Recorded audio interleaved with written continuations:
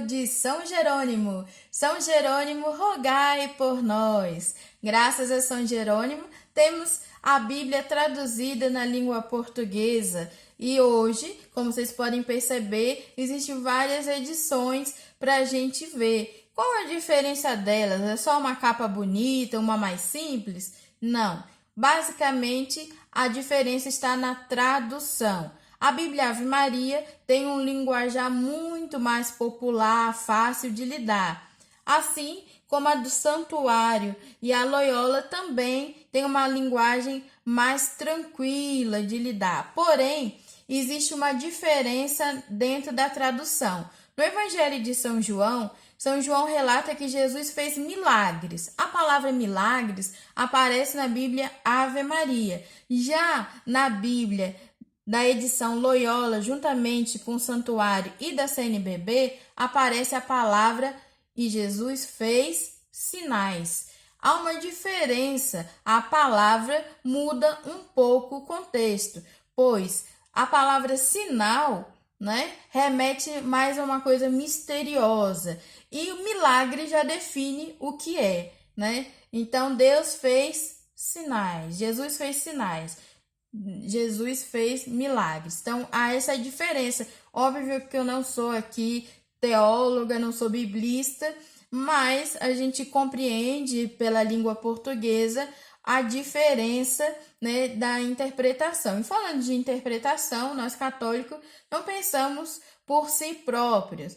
A interpretação da Bíblia vem do magistério da Igreja, também auxiliado pelo catecismo da Igreja. Então, o Antigo Testamento, por exemplo, olhamos com um olhar cristológico. Então, muitas coisas que podem não ter sentido quando a gente olha sobre a visão de Cristo, Então, a gente tem uma compreensão diferente. Quando a gente olha para Jesus, por exemplo, é o novo Adão. Se eu vejo como novo Adão, eu vejo que Adão foi o projeto de homem. Então, eu ligo Cristo e Adão dentro dessa história, Então, há uma lógica teológica, mesmo que às vezes pareça contraditório à lógica. Isso é a doutrina da igreja, isso é o magistério da igreja.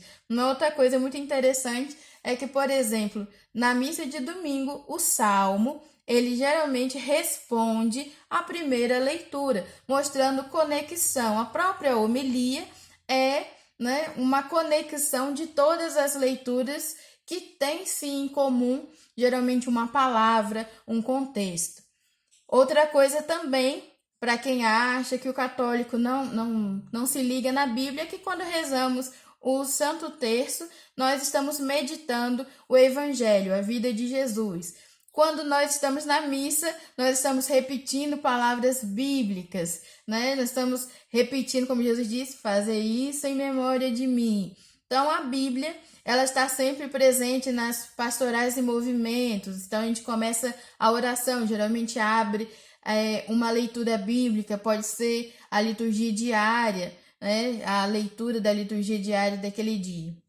Então, nós temos sim contato diário com a palavra. Agora, o que falta para alguns é estudar mesmo a patrística, estudar o magistério da igreja, o catecismo, mas aos poucos a gente vai caminhando e entendendo. E mais do que ser um intelectual, é entender, sobre a luz do Espírito Santo, o que Deus quer dizer para mim. E daí nós temos o estudo, que a gente fala estudo bíblico, mas é algo espiritual, a Lexio Divina, leitura orante.